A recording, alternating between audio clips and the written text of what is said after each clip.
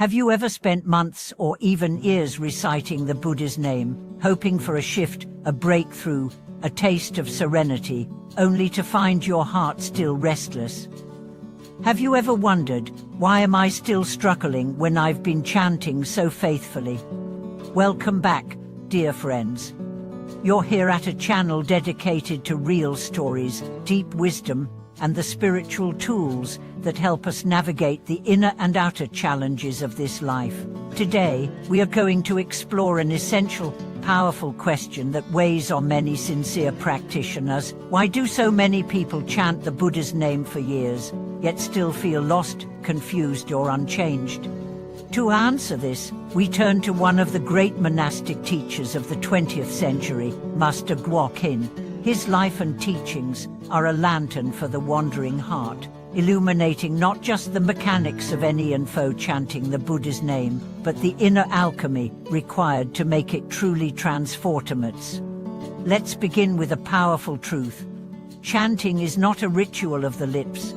It is a discipline of the heart, and if your heart is not in it, if your mind is scattered, your intention diluted, then no amount of repetition will bear fruit. Imagine this: a man stirs a pot of rice, but never lights the fire. Day after day, he stirs with perfect rhythm, beautiful form, but the rice remains raw. Why? Because the heat, the inner fire of sincerity and concentration, is missing. That's how many people approach chanting. They focus on volume, on speed, on quantity. But they forget the one thing that truly matters: presence. Master Guang once said, "If you chant one name with undivided heart, it is worth more than 10,000 names spoken in distraction." Let that sink in. Because it means your spiritual power is not in how many times you repeat Amitufo, but in how completely you offer yourself in that moment. Let me share a story. A young man came to Master Guang and said, "Master, I've chanted for 5 years, but I feel no closer to peace." The master smiled gently and asked, "When you chant, where is your heart?" The young man replied, "I try to focus, but I'm often thinking about my work, my relationships, my goals." Master Guang nodded. "Then you are not chanting the Buddha, you are chanting your worries." This is the trap.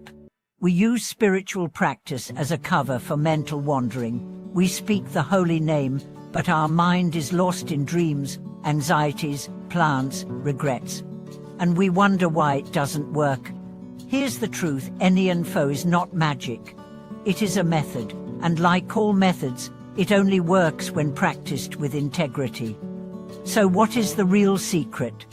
Master Guang taught that true chanting has 3 essential qualities: faith, focus, and continuity. Faith is not blind belief. It is trust born of experience. When you chant with faith, you are not hoping the Buddha will save you. You are trusting that the practice itself is a boat that carries you across the ocean of suffering. Focus means wholehearted presence. Your mouth says Amitufo, but so does your mind, your heart, your breath. You become the name. You dissolve into it. Continuity means you don't stop when you're tired. You don't stop when you're bored. You don't stop when nothing seems to be happening. You stay, you repeat, you return. Over and over. Because the truth is, the Buddha's name is not a password to heaven. It is a mirror. And the more you chant, the clearer the mirror becomes. Eventually, you don't see your reflection, you see your original face. The pure mind. The mind before birth and death. One of Master Guang's most profound teachings was that Nianfo is not a task, it is a return. He said, when you chant the Buddha's name, you are calling yourself home. Home to what? To stillness, to clarity, to the space within you untouched by desire, fear, or time. Let me offer another story. A woman in her 60s had been practicing Nianfo for over a decade. She would chant aloud each morning, softly throughout the day, silently at night. But she confessed, "I don't know if it's working. I haven't seen any visions. No Amitabha, oh signs. A teacher asked her, "Are you more patient than you were 10 years ago?" "Yes," she said. "Are you kinder?" "Yes." "Are you more peaceful?" She smiled. "Yes, definitely." Then said the teacher, "You've already seen Amitabha in the transformation of your heart." This is what we often miss. We expect fireworks, but Nianfo is not about spectacle. It's about becoming. Each name you chant is a drop of water on a stove. You may not notice the erosion, but over time, the hardness dissolves, the sharp edges smooth, the stone becomes soft. That's what happens to your heart. That's what happens to your mind. So if you've been chanting and wondering, why no change? Pause. Ask yourself not what has happened outside, but what has softened inside. Master Guang often reminded disciples, don't chant with expectation. Chant with surrender. This is crucial. If you chant because you want something, a vision, a miracle, an escape, your mind is divided. Your practice becomes a transaction. But if you chant because you love the Buddha, because you trust the Dharma, because you long to awaken, then your heart opens like a lotus. And even if you never see a vision, you will see the world differently. That's the real miracle. And now, let's address a common question. Can you chant while doing daily tasks? Yes, but only if your heart is steady. Master Guang taught that chanting during work or walking is not inferior. In fact, it can deepen your practice if done with mindfulness. He gave the example of a woman who chanted while cooking, while sweeping, while caring for her grandchildren. Her hands are busy, he said, but her heart is quiet. This is the ideal. To be in the world, but not of it. To chant in motion, without distraction. To live each moment as a prayer. Here's the deeper truth.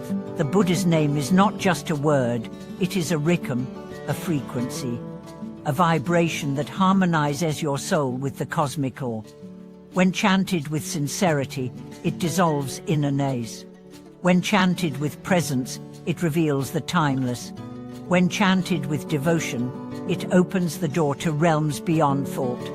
Master Guang was known to chant through the night, not loudly, not theatrically. Just steady, quiet, deep. He once said, the most powerful sound is the one that no one hears but the Buddha. So if you chant alone in your room, know this, the whole universe is listening. If you chant in pain, in doubt, in grief, know this, the Buddha hears you. And if you chant in joy, in gratitude, in love, know this, the Buddha smiles with you. But always remember, the purpose of chanting is not to escape life. It's to embrace it with clarity, with compassion, with calm. So keep chanting. Not to become someone else, but to become fully who you already are. Thank you for watching this video. If this teaching speaks to your journey, share with us, how do you practice Nianfo?